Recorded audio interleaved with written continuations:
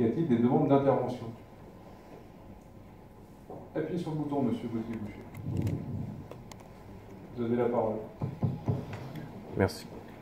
Monsieur le Président, mes chers collègues, j'interviendrai brièvement concernant justement les vice-présidences de notre Conseil, puisque comme vous le savez, au Conseil municipal de Saint-Nazaire, le Front National défend une réduction du nombre des adjoints au maire, et notre position naturellement n'est pas différente au Conseil communautaire, où nous constatons une part importante du nombre de vice-présidents par rapport à notre Assemblée, à l'ensemble des élus. Puisque, alors bien sûr, ça correspond aux possibilités qui sont données par la loi, aux possibilités maximales, je pense, mais il y a tout de même un quart de nos élus qui sont vice-présidents, 15 sur 60. Ils sont plus nombreux encore maintenant, puisque notre Assemblée vient de perdre 2 membres, donc 15 sur 58.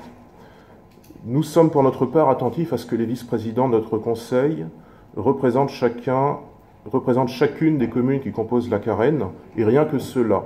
Soit idéalement, vous-même, Monsieur le Président, qui représentez Saint-Nazaire, et 9 vice-présidents qui représenteraient chacune des 9 autres communes. Il conviendrait donc, selon nous, d'enlever 6 vice-présidences, ce qui entraînerait naturellement des économies d'indemnité d'élus. J'en reviens toujours à cette question que nous retrouverons peut-être en fin de séance avec la délibération 33, mais tout de même rationaliser, entre guillemets, les vice-présidences de notre Conseil en les calquant sur le nombre de communes représenterait 750 000 € d'économie à l'échelle d'un mandat, si les 5 anciens vice-présidents étaient rémunérés comme simples conseillers communautaires. 750 000 € d'économie si encore nous gardions un niveau d'indemnité équivalent pour nos élus, ce qui n'est d'ailleurs pas la position du FN, vous le savez probablement.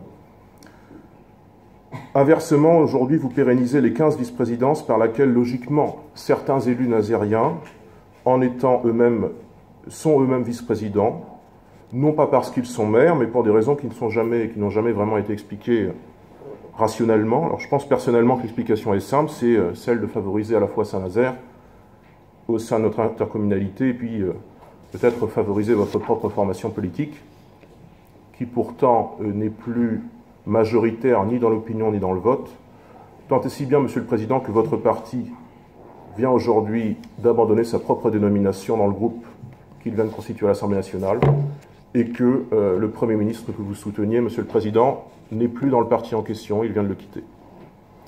Enfin, les résultats de l'élection municipale partielle de Trignac m'offrent l'opportunité, par courtoisie mais surtout par esprit républicain, de féliciter Claude Aufort, nouveau maire, pour sa victoire, et de lui souhaiter de réussir dans l'exercice de son municipe ces 3 prochaines années.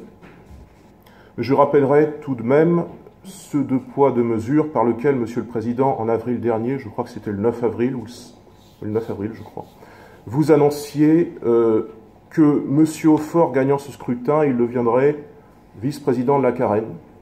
Mais s'il s'agissait de M. Pelon, que je soutenais, il ne pourrait accéder à cette même vice-présidence au simple prétexte qu'il était soutenu par le Front National. Voilà, vous l'avez assumé, mais à mon sens, c'est une erreur. Vous ne vous êtes jamais vraiment d'ailleurs expliqué sur cet écart vis-à-vis de la neutralité qui devait être vôtre par rapport à la vie politique et à la vie publique d'ailleurs en général trignacaise. Vous ne vous êtes jamais expliqué, sinon en des termes très vagues, de barrage au FN, qui rejoignent d'ailleurs assez sensiblement en écho votre rapport à la politique nationale. Cela est dommage, Monsieur le Président, et beaucoup de vos administrés vous jugent sévèrement pour cela. Merci de votre attention.